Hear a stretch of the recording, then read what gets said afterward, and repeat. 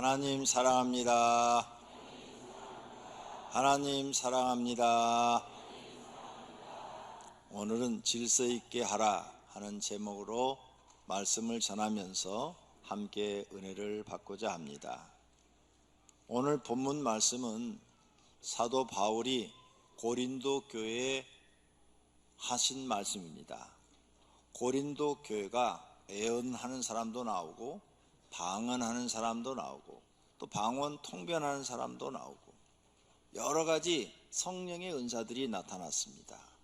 그런데 전부가 다 자기 것만 최고라고 그러고 남은 무시하고, 그리고 또 방언도 하고 애언다는데 막 질서 없이 하고 교회가 뒤죽박죽인 이야기를 들었어요. 그래서 바울이 서신을 보내서 고린도 전서 14장은 방언, 애언에 대해서만 얘기를 합니다. 알아듣지 못한 말 교인들이 있을 때는 하지 말고 혼자 기도할 때는 해라. 옆에 사람 있을 때는 사람들이 알아듣지 못하니까 하지 말고 조용히 혼자 있을 때 하고, 그 다음에 애언은 혼자 해갖고는 실수할 수가 있으니까 한 세 사람 정도 모여서 애언을 해서 똑같은 애언이 나오면 그게 맞는가 보다 이렇게 생각을 해라. 또 누가 방언하는 사람이 있으면 방언 통역자를 세워라. 그래서 이 사람이 지금 방언하는 것을 통역자가 해석을 해줘야 사람들이 다 알 것이 아니냐. 너희가 교회에서 예언하는 것도 방언하는 것도 다 교회의 덕을 세우는 것이다.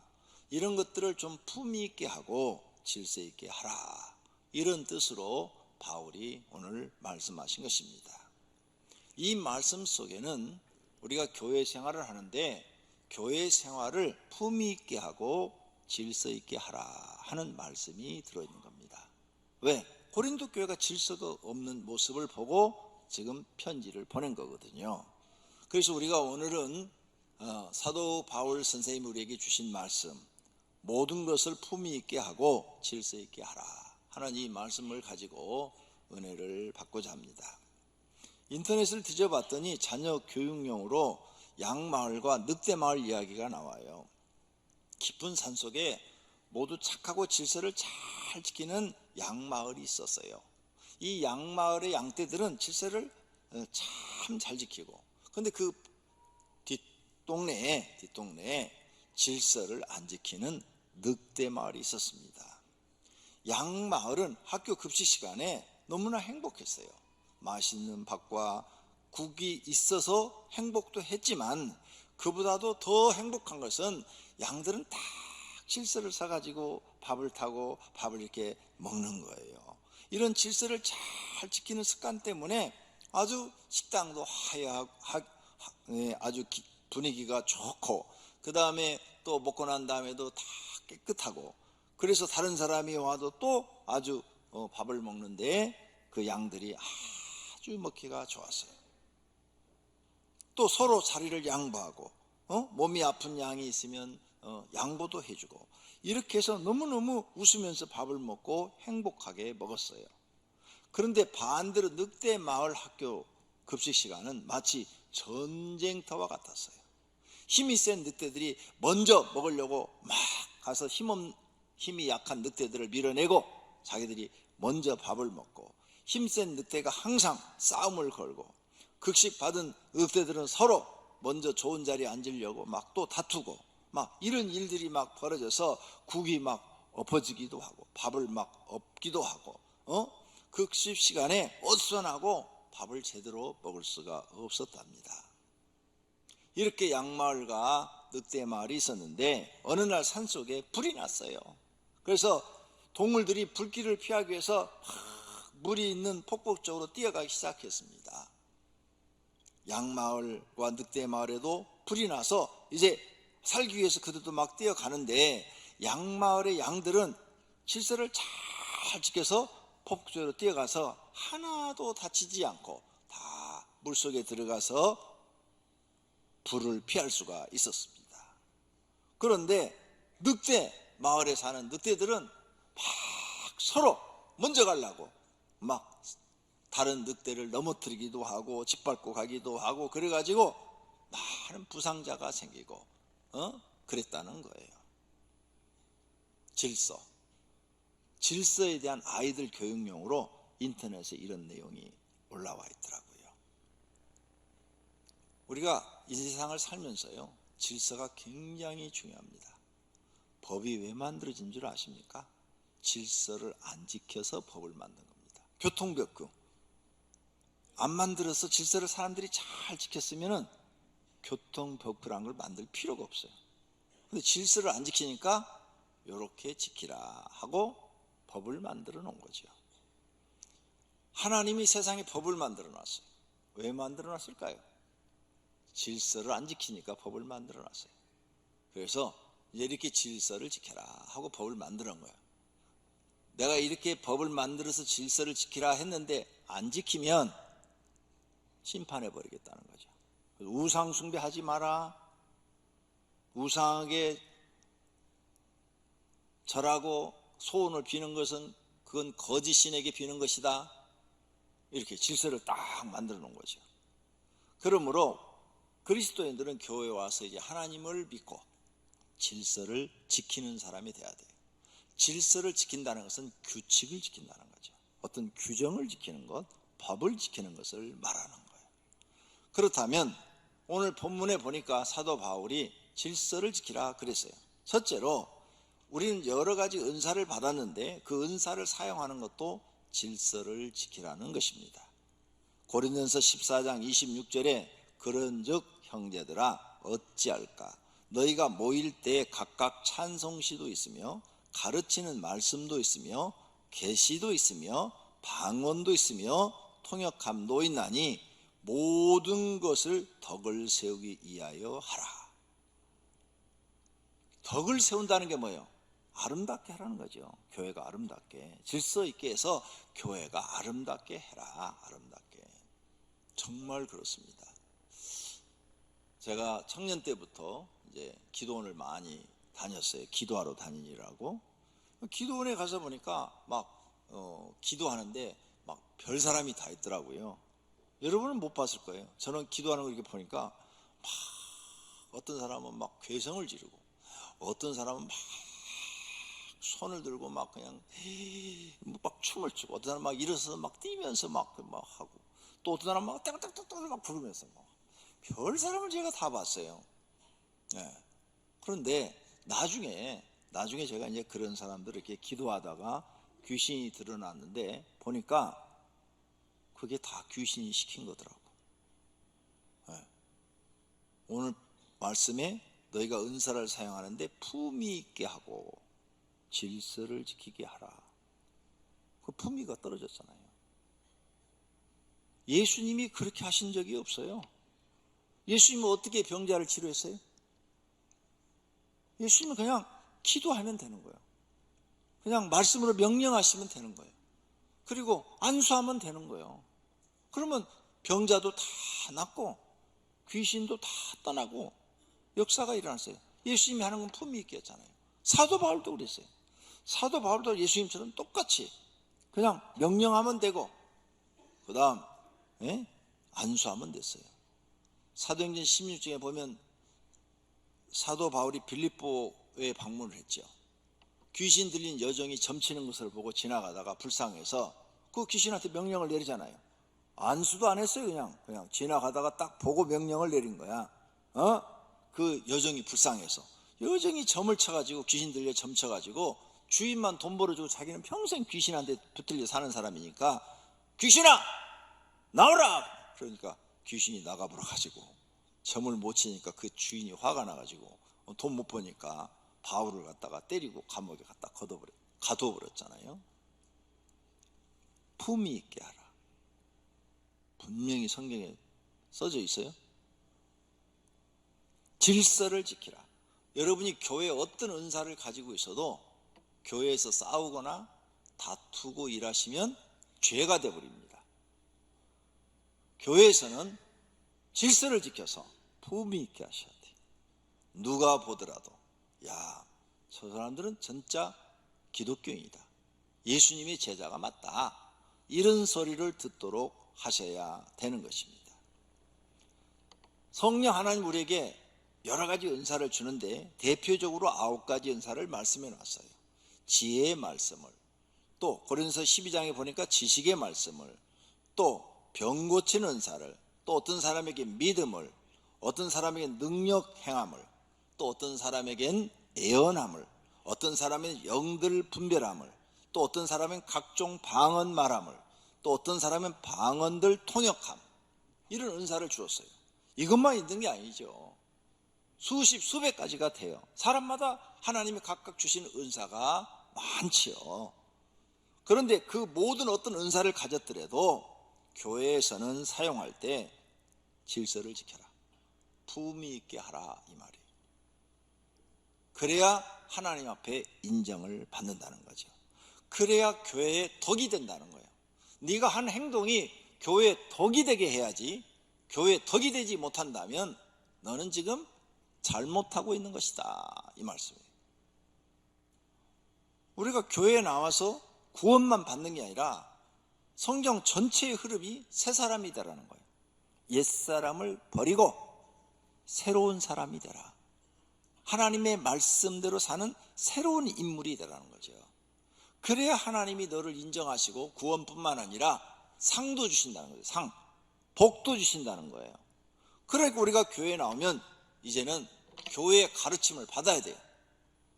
내 생각대로 교회 다니는 게 아니에요. 교회의 가르침을 받고 교회에서 시키는 대로 해야 돼요. 그래야 새 사람이 되는 겁니다. 두 번째로 우리가 교회 여러 가지 직분을 맡았어요. 그 직분도 질서를 지키며 하라는 거예요.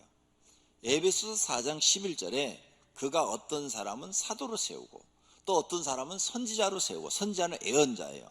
어떤 사람은 복음 전하는 자로 세우고, 어떤 사람은 목사로 세우고, 어떤 사람은 교회를 세웠는데, 이 모든 사람들이 교회에서 일을 한단 말이에요. 봉사 일을 하는데 그리스도의 몸, 예수 그리스도의 몸을, 예수 그리스도의 몸이 여기에서는 교회를 말하는 교회, 이렇게 모든 사람이 각각 다른 위치에서 우리가 일을 하는데 너희가 질서를 지키며 일을 하면 교회가 건강하게 세워진다는 거죠. 교회가 아주 건강한 교회가 된다는 거죠. 하나님 보시기에 아름다운 교회가 된다는 거예요. 근데 교회가 질서를 지키지 않고 서로 싸워. 목사와 장로가 싸우고, 장로와 집사가 싸우고, 또 뭐 집사가와 집사끼리 싸우고, 집사와 권사가 싸우고, 이런 교회라면 질서가 없다는 거죠. 이런 교회는 건강한 교회가 아니죠. 아픈 교회죠. 하나님은 그런 교회를 원치 않는다는 거죠. 그래서 교회에서 주신 직분도 각각 자기에게 주어진 직분대로 질서를 잘 지켜 사용하면 된다는 거예요. 만약 질서 없이 사용하면 올건이 되고 그게 죄가 된다는 내용이에요. 그러므로 교회의 어떤 직분을 가졌든 간에 우리는 내 생각대로 하는 것이 아니라 성경의 가르침대로 질서 있게 행해야 하나님 앞에 인정받고 상도 받는 줄로 믿습니다. 세 번째로는 가정의 직분도 질서를 지켜야 된다는 거죠. 교회도 중요하지만 우리 가정도 중요해요. 그래서 가정도 질서를 지켜야 되는데, 가정은 어떤 질서를 지켜야 되느냐? 남편과 아내가 서로 자기가 지켜야 될 것이 있어요. 고린도서 7장 3절에 남편은 그 아내에 대한 의무를 다하고, 남편이 아내에 대해서 남편으로서의 의무를 다하는 게 질서를 지키는 거예요. 내가 의무는 하지 않고 권리만 주장하는 것은 잘못된 사람이에요. 우리가 반드시 배워야 될 것은 어느 곳에 가든지 내가 해야 될 의무가 있어요. 내가 의무를 다 준행하고 권리를 주장하는 것이지, 내가 할 일도 하지 않으면서 권리를 주장한다, 이거 말이 안 돼요. 성경에 이런 구절 아시죠? 일하기 싫거든 먹지도 말라. 그게 뭐예요? 내 의무를 다 하라 이게요. 넌 열심히 일을 해라. 일하고 먹을 것을 찾아라. 어떻게 너는 맨날 놀면서 먹을 것만 찾냐? 그런 사람은 하나님 인정하지 않는다. 그러니까 우리가 교회 나오면 이제 내 생각을 다 내려놓고 하나님 말씀으로 새로 배워서 그 말씀대로 살아야 돼요. 그게 하나님의 법을 지키는 것이고 질서를 지키는 거예요. 그래서 남편은 아내에 대한 의무를 다하라. 아내에 대한 의무, 내가 남자로서 해야 될 의무를 다하라. 아내도 그 남편에게, 아내도 남편에게 할 의무를 다 하라. 의무는 하나도 하지 않으면서 남편을 쥐잡아먹지, 잡아먹으려고 하지 마라 그 말이에요. 웃으라고 했어요, 일부러. 하도 내가 여러분이 심각하게 듣고 있길래 분위기 좀 깨니라고. 너무 심각하게 들으셔요. 에베소 5장 25절에도 남편들아 아내 사랑하기를 그리스도께서 교회를 사랑한 것처럼 사랑해라. 예수님이 십자가 위에서 자신을 몸을 주어서 만들어진 것이 신약교회예요. 교회를. 그러니까 자기 몸을 던져서 교회를 사랑한 것처럼 아내를 사랑하라. 그러니까 여기 남자들은요, 그게 질서예요. 자기 아내를 자기 목숨을 다 줄 만큼 그렇게 아껴주라는 거예요. 아껴줘라. 아껴줘라. 아껴주는 게 사랑이에요. 도와줘라. 도와주는 게 사랑이에요. 이게 질서예요. 이런 걸 행하라는 거예요. 안 하면 뭐예요? 말씀을 어겼으니까 죄가 되는 거예요. 말씀을 안 들으면 다 죄가 됩니다. 아내들아 남편에게 복종하라. 남편에게 복종하라.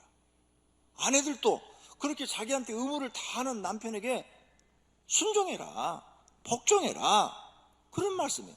자기한테 의무를 다 하는 남편에게 순종하지 않고 복종하지 않으면 되느냐. 이걸 질서라는 거죠.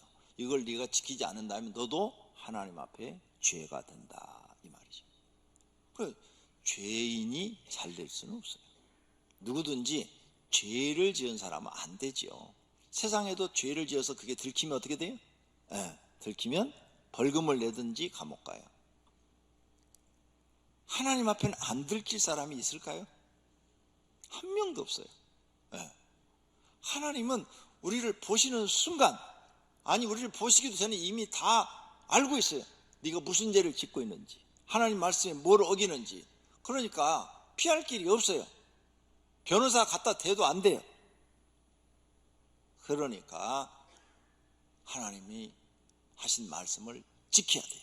지키지 않으면 다 죄가 되고 그 죄값이 고통으로 오니까 지켜야 된단 말이에요. 그래서 죄값은 사망이라 성경에 써놨잖아요.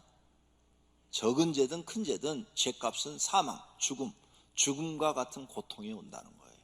그럼 내가 왜 이렇게 고통스럽게 인생을 살까? 죄 때문이에요. 죄 때문에.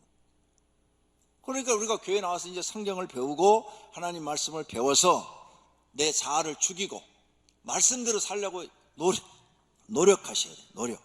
그래서 하나님 앞에 인정받아야 돼요. 가정의 질서를 지키는데 부부간만 질서를 지키는 게 아니에요. 그래서 부모와 자녀도 가정의 질서를 지켜야 돼요. 꼭 여러분 가정에서 행복하시려면 부부간에도 예의를 지키세요. 예의를. 제가 청년 때 읽은 책 중에서 머릿속에 오래 남아있는 책이 친할수록 예의를 지켜라. 그래야 관계가 오래 간다. 그런 내용의 책을 읽었어요. 근데 그게 정말 맞아요. 친구 간에도요, 서로 예의를 지키면요, 깨지지 않아요. 30년, 40년, 50년 친구 관계 가는데 둘이 이제 허물이 없어. 야자 터. 그럼 말이 막 나가. 목사인데 이렇게 같은 목사인데도 권목사 이렇게 안 부르고 영구야 이래. 근데 처음은 그냥 참어. 근데 계속 가면은 야 영구야 야 영구야 땡칠이 이런 식으로 이제 막 이렇게 나오면 그 사람과 관계가 깨져요. 저 자식이 날 무시를 하네. 지가 뭐라고 날 무시를 해? 그러니까 친구 간에도 예의를 지키라는 거죠. 부부 간에도 예의를 지켜야 돼요. 그러면 부부 관계가 오래 깨지지 않고 행복해지는 거예요.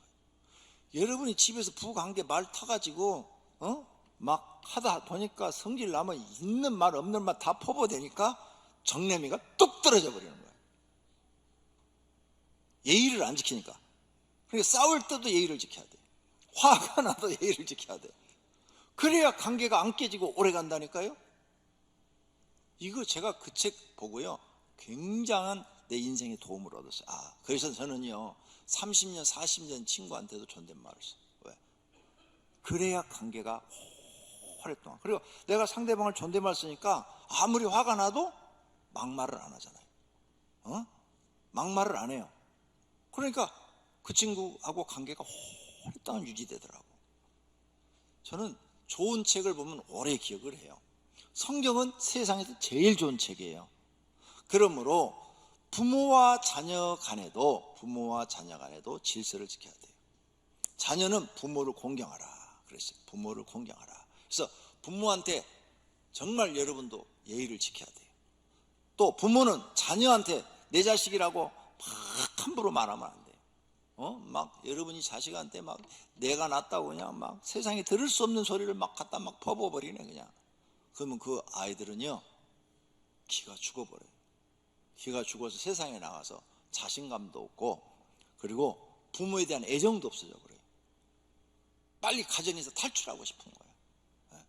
집에서 도망 나오고 싶은 거야. 아무리 화가 나도 지켜야 돼. 질서를 지켜라. 질서를. 부모로서 자녀한테 할 말이 있고 안 할 말이 있는데 막 심한 말들을 막 하잖아요. 싸울 때 보면 막 자녀 야단할 때 어떤 사람 들어보면은 아이고 저기 개새끼만도 못해 그냥 얼마나 심하게 막 야단을 하는지. 질서를 지키라. 가정의 질서를 지켜야 우리 가정이 행복해지는 거예요. 이제 여러분 교회 나서 오늘 이걸 배워서 앞으로 아무리 집에 가서 무슨 일이 있어도 질서를 지키세요. 집에서 남자가 할 일은 남자가 하세요. 여자한테 미루지 마세요.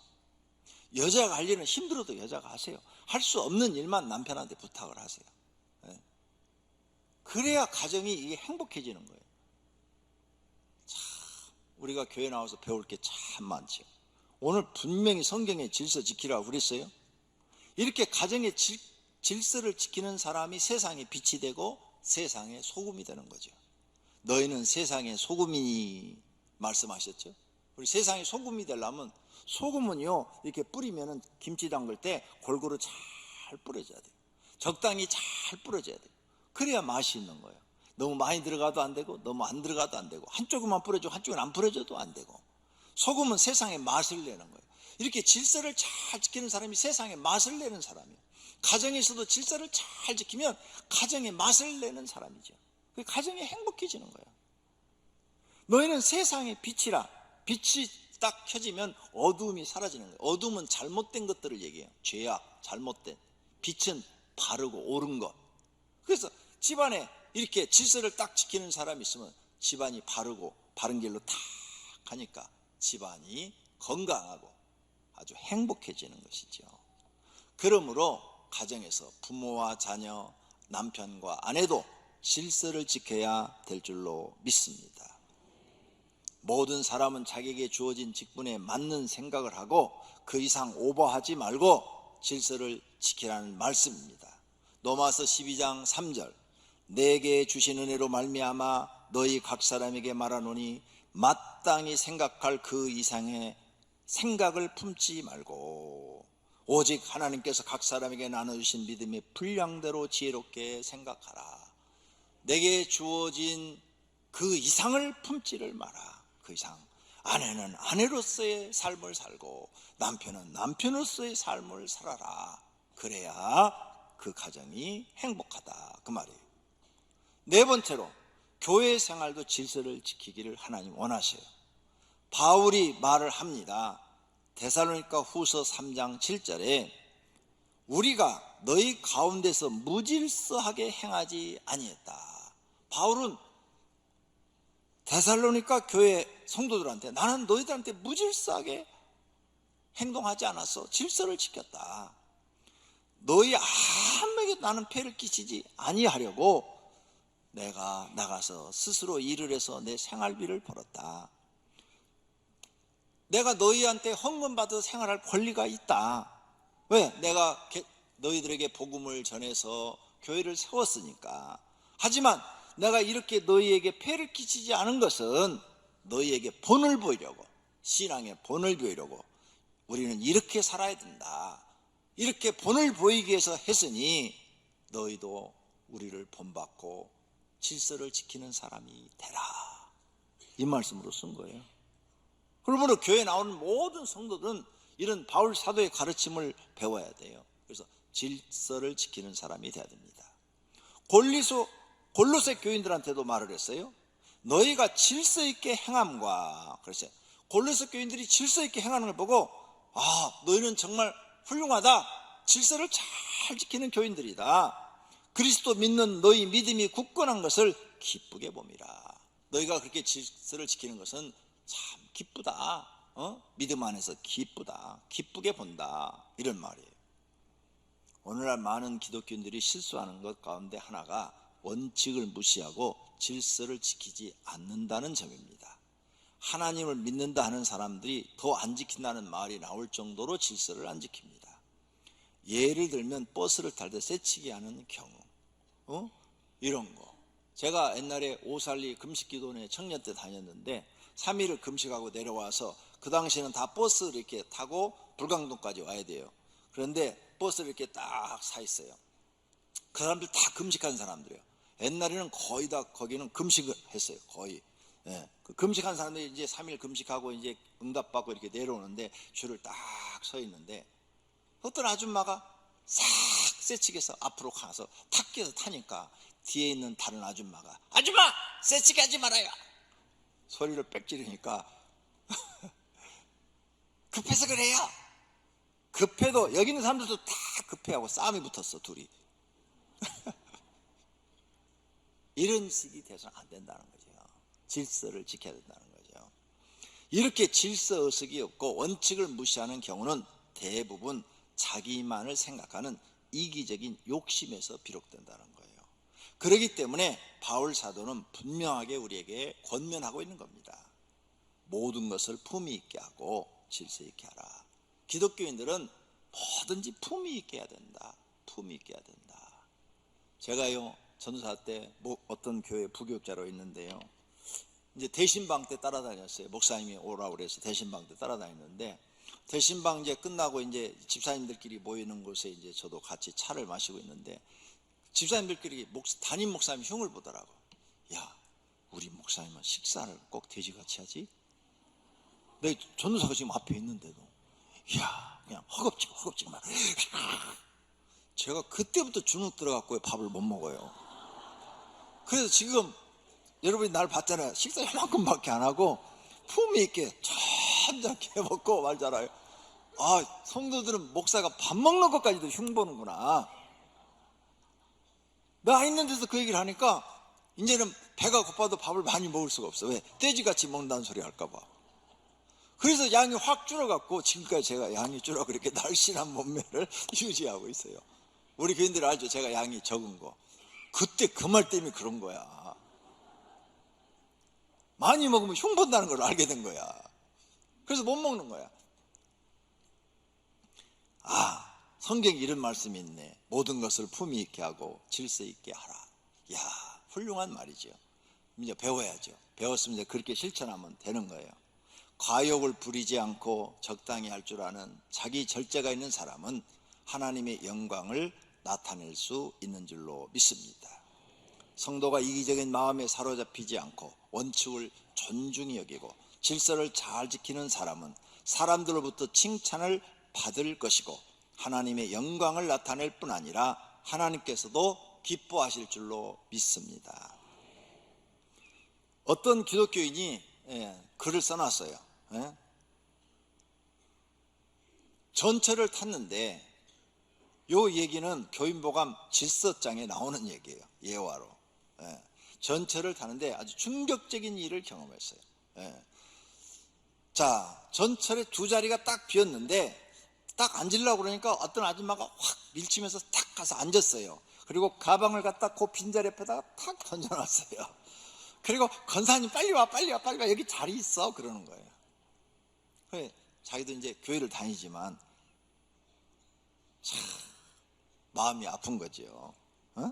차라리 권사님이란 말을 하지 말지 기독교 망신 다 지키고 있네, 그런 생각이 드는 거예요.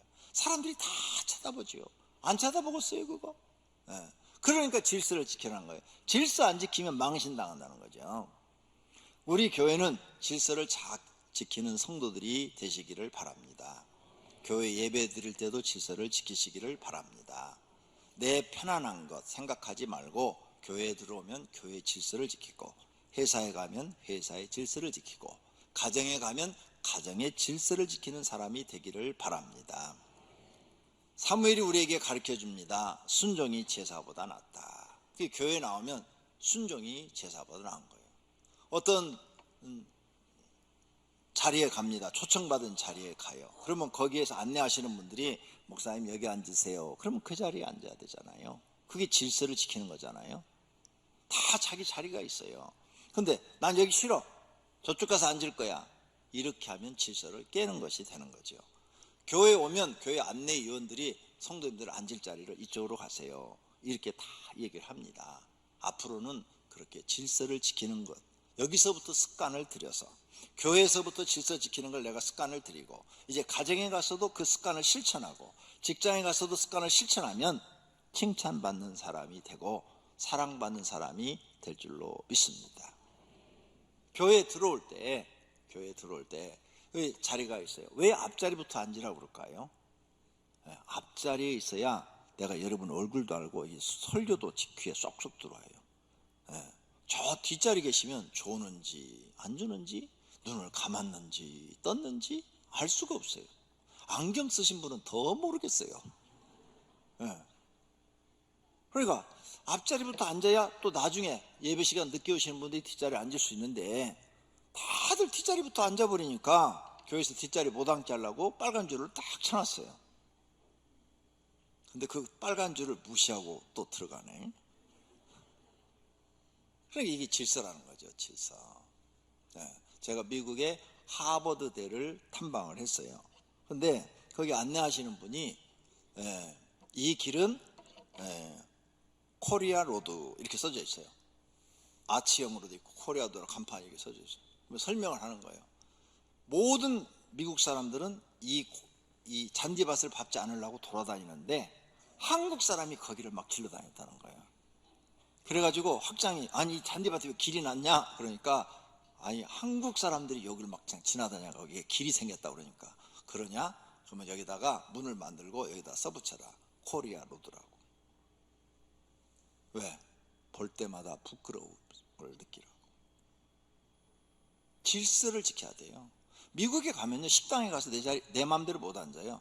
미국의 식당에 가면 문 앞에 딱 쓰면은 서빙하는 분이 와서 따라오세요. 그래 몇 명 오셨어요? 그거 물어봐요. 3명이요. 그러면 3명 앉을 자리 딱 해주고요. 5명 왔어요. 그러면 5명 온 사람. 처음 몇 명 왔냐고 꼭 물어봐요. 혼자 왔어요. 그럼 1인 좌석에 딱 줘요. 지정된 좌석 밖에 가서 밥을 못 먹어요. 자리가 다 비었어도 안 돼요. 철저하게 질서를 지킵니다.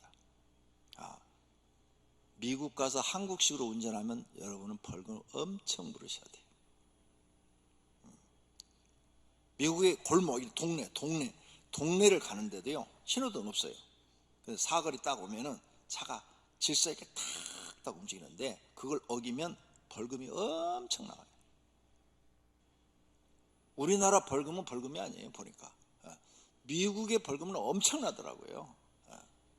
이렇게 질서를 지켜야 돼요. 그래서 우리가 예배 시간에 들어오면 앉는 것도 불편하지만 나 편한 거 생각하지 말고 교회가 원하는 대로 하는 것이 내가 질서를 배우는 거예요. 어느 곳에 가든지 마찬가지죠. 그 다음에 예배 시간 끝나고 나가실 때도 질서를 지키는 거죠. 처음 앉는 분이 제일 가에 앉아요. 그러면 가에 앉으면 먼저 가는 거예요? 못 가요. 예배 끝나고 나가시면 저기에 다 사람들이 밀려갖고 한 번에 못 나가요. 줄 서서 나가셔야지. 그런데 꼭 가에 앉아. 처음 오신 분 안내위원들이 안으로 들어가십시오. 그럼 안으로 들어가야 돼요. 어차피 끝나서 나가는 시간은 같아요. 이런 분은 가에 앉아도 돼요. 무슨 순서를 맡았다든지 헌금위원을 맡았다든지 아니면은 오늘 아침에 본 게 배탈이 나가지고 좀 급한 일이 생길지도 모르겠다. 그런 분들은 가에 앉아도 돼요. 그런데 그렇지 않으면 질서를 지키는 게 가장 좋습니다. 공무원들 모임에 이제 제가 초청받아 가잖아요. 질서 참 잘 지켜요. 딱 자리가 정해져 있어요. 이 자리에 앉으십시오 하고 딱딱 정해져 있어요. 그러면 싫든 좋든 그 자리에 앉아 있는 거예요. 또 식당에서 우리가 주일날 밥을 먹는데도 질서를 지켜야 돼요. 품위 있게. 500명 교인들은 품위 있게 지켜야 돼요. 자동차 주차하는 데도 질서를 지켜야 돼요. 다들 잘 해놨어요. 근데 이제 아마 바쁘신 분이 그랬겠죠. 이중 주차를 저 큰 길가에다 해놓은 거예요. 그러니까 그게 민원이 들어가가지고 이렇게 예배 드리는데 막 교회로 막 전화가 와요. 막 전화가 와가지고 그 빨리 이중 주차한 거 그거 빼라고. 시에다 민원을 넣어도 시에서 전화가 오고, 경찰에다 넣어도 경찰에서 전화가 오고, 조금 있으면 이제 시에서 이제 차가 와요. 그 카메라 찍으려고 쫙 오고, 경찰도 와가지고 막 왜 이렇게 주차했냐고 그러고, 제발 좀 교회 민원 좀 안 들어오게 주차연 좀 더 많이 세워가지고 이런 것 좀 없게 하라고 여러 번 부탁을 받았습니다. 여러 번. 그러니까 모든 것에 우리가 질서가 필요해요. 항상 내 위주로 살지 말고 남을 배려하는 그런 마음이 있어요. 또 다른 사람 차 앞에 세울 때는 반드시 사이드가 풀려 있는지 잠겨 있는지 그래서 풀어놔야죠. 그래야 밀고 다른 사람이 나가는 거죠. 이런 항상 다른 사람을 존중하고 배려하는 마음이 있어야 되겠죠. 이런 사람들이 질서를 잘 지키고, 이런 사람은 어디 가든지 욕먹을 행동을 하지 않고 사람들한테 칭찬받고 사랑받는 사람이 되는 줄로 믿습니다. 옛날에 뭐 무슨 라면인가 보니까 그 코미디언 둘이 나와가지고 형님 먼저 아우 먼저, 라면 한 그릇 갖고 형님 먼저 아우 먼저, 서로 양보하는 그런 미덕을 보이더라고요. 질서를 지키려면요 양보할 줄 알아야 됩니다. 제가 식당에 밥 먹으러 내려가면 막 성도님들이 저보다 앞으로 가라고 그래요. 목사님 앞으로 가세요. 이제 목사니까, 담임 목사니까 배려해 주는 거죠. 한 번도 내가 앞으로 간 적이 없어요. 한 번도, 지금까지. 여기 교회뿐만 아니라 어디 가서도 나는 그런 행동을 한 적이 없어요. 줄을 딱 서면 앞에 분들 그냥 드십시오. 제 순서대로 먹겠습니다. 순서대로 먹었어요. 질서를 지키는 사람이 돼야 돼요. 어디 가든지 특별한 행동을 하려고 하시면 안 돼요. 그래야 사람이 어느 곳에 가든지 대접받습니다. 존경받습니다. 할렐루야. 휴지 하나도 막 이렇게 버리고 가면 안 돼. 내가 버린 것은 내가 다 주워가지고 가야 돼. 내가 버린 것. 화장실도 깨끗하게 사용해야 돼요. 우리 관리입사에 오면은 목사님 화장실 더러워서요. 왜 이렇게들 더럽게 쓰는지 모르겠어요. 막 휴지를 막 여기저기 막 다 틀어놓고. 여러분, 내가 썼어요. 다른 사람이 들어오는데 그 사람도 교인이요. 우리 교인이야. 우리 교인이 들어왔는데 여기 막 지저분하면 거기서 볼일 보고 싶겠어요? 딴 데로 가고 싶지. 그럼 내가 휴지를 갖다가 막 이렇게 어지러워서 내가 싹 주워서 버리고 손 딱 닦고 가면 되잖아요. 그럼 다른 사람이 들어서 깨끗하면 얼마나 좋겠어요. 이렇게 질서가 지켜져야 되는데 질서가 안 지켜지니까 내가 오늘 질서에 대한 설교를 다 하잖아요. 교인복음에 보면 제1권에 질서라는 장이 있어요. 1권 한번 보세요. 이 질서, 기도실과 소그룹실 그렇게 깨끗이 사용하라, 깨끗이 사랑하라. 그래도 다 하죠. 다 하는데 몇 사람이 그래도 안 치우고 그냥 가는 거예요. 오늘 아침에도 제가 보니까 그 이불 갖다 놓은 거, 이불이 지금 저 바깥에 그 공간에, 바깥에 공간 테이블 놔준 그 지하 1층 거기에 막 이렇게 있더군요. 그거 거기다 지금 갖다 놓은 지가 몇 주가 돼요. 찾아가라고. 안 찾아가는 거죠. 버리려고 그냥 놔두신 건지, 나중에 와서 쓰려고 놔두신 건지, 장 안에 있는 거 장이 막 망가져가지고 거기다 꺼내놨는데 아무도 안 찾아가는 거죠. 자전거 내가 가져가라고 몇 번을 얘기했죠. 근데 안 가져갔어요. 그래서 내가 어젠가 그제는 이렇게 봤어요. 자전거, 쓸만한 자전거 있으면 우리 부교육자들 줘버려야 되겠다. 근데 보니까 쓸만한 게 하나도 없어. 다 녹슬어가지고 다 버려야 될 것들이야. 거기 광고 붙여놨어요. 2월 10일까지 자전거 안 가져가시면 다 폐기 처분하겠다고. 그래야 거기가 비워줘야 다른 분이 와서 또 거기다 주차하고 일 보고 또 가시죠. 주차할 데가 없으니까 막 자전거 주차할 데가 없으니까 막 여기다 대고 저기다 대고 막 대놔가지고 애들이 또 막 뛰어가다 걸려갖고 넘어져 다친대잖아요. 우리가 이 질서를, 이렇게 공동체 생활에는 질서가 아주 더 중요합니다. 더 중요해요. 내가 이걸 해놓는데 다른 사람에게 피해가 되지 않을까, 항상 이 생각을 해야 되는 거죠. 그래서 우리는 자신을 스스로 질서를 지키는 사람이 되어야 가정에서고 교회에서고 직장에서고 칭찬받고 인정받고 사랑받는 사람이 될 줄로 믿습니다. 우리도 좋은 교회 만들 수 있어요. 제가 전사 때 신학교 다닐 때 충현 기도원을 빌려서 3박 4일 우리 신학교 학생들 전원을 다 모아놓고 축제를 했어요. 1년에 한 번씩 있는데 거기에 그 축제 준비위원장이 저였습니다.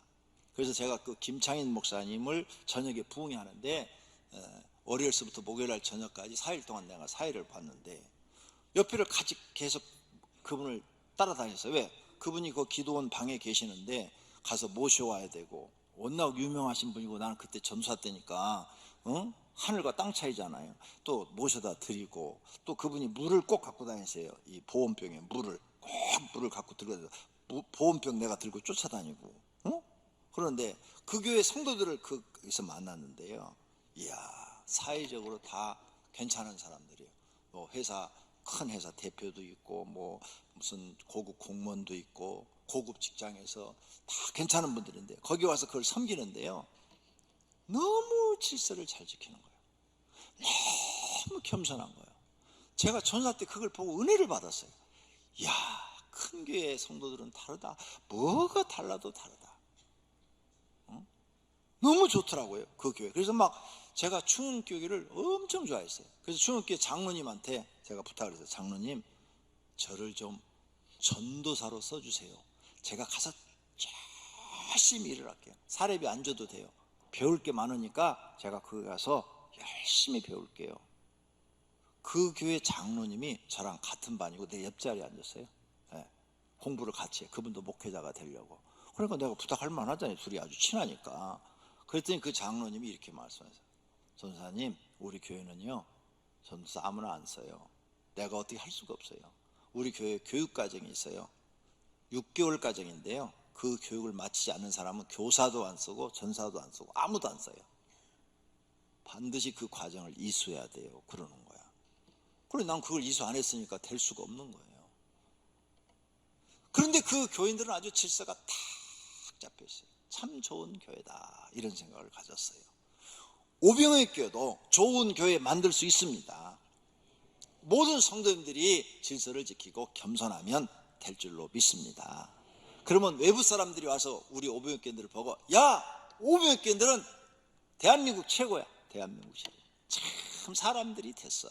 질서도 지키고 사람도 겸손하고 자기에게 일 맡겨주면 책임감 있게 하고 어느 곳에 내놔도 빠지지 않는 참된 그리스도인이다, 이런 칭찬을 받게 될 줄로 믿습니다.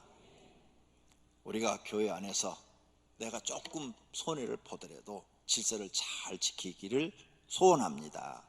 세상 사람과 다르게 살기를 원합니다. 그래야 하나님께 인정받아요. 하나님께 인정받으면요, 그때부터 하나님이 나를 도우십니다. 그러면 여러분의 인생이 행복해질 줄로 믿습니다. P.S. 버기라는 사람은 질서란 아름다움이 좌우되는 모양이라고 말했어요. 포트라는 사람은 질서는 하늘에 으뜸가는 법률이라고 말했어요. 이 버크는 훌륭한 질서는 모든 훌륭한 것의 기초다라고 말을 했어요. 스위프트는 질서가 세상을 다스린다, 악마는 혼란의 작자이다라고 말을 했어요. 그러므로 우리는 모두 질서를 잘 지켜 어느 곳에 가든지 그리스도인으로 빛과 소금이 되시고 또 여러분 성도님 가정이 평안하시고 행복하시기를 예수님의 이름으로 축원합니다. 오늘 말씀을 생각하시면서 결심의 기도하겠습니다. 눈을 감으시고, 하나님, 내가 어느 곳에 가든지 질서를 지키는 사람이 되게 하옵소서. 기도하십시다. 하나님 아버지, 질서를 지키는 사람이 되게 하옵소서. 사도 바울이 우리에게 말을 했습니다. 모든 것을 품위 있게 하고 질서 있게 하라. 하나님, 말씀에 이렇게 우리가 질서 있게 하기를 원하시는데 교회 생활만 질서 있게 하는 게 아니라 가정생활도 질서 있게 하고 직장에 가서 사회생활도 질서 있게 하게 하옵소서. 엘리베이터를 타는데도 질서 있게 타고 자동차를 타는데도 질서 있게 하고 자동차가 빠져나가는데도 질서 있게 하고 모든 삶을 질서 있게 하는 저희들이 되도록 만들어 주시옵소서. 하나님의 말씀은 우리를 복되게 하고 행복하게 하고 사람답게 하고 하나님 앞에 상받게 하는 말씀인 줄로 믿습니다. 오늘 말씀을 듣고 우리가 질서를 잘 지켜 세상의 빛이 되게 하시고 세상의 소금이 되게 하옵소서. 예수님의 이름으로 기도드립니다. 아멘.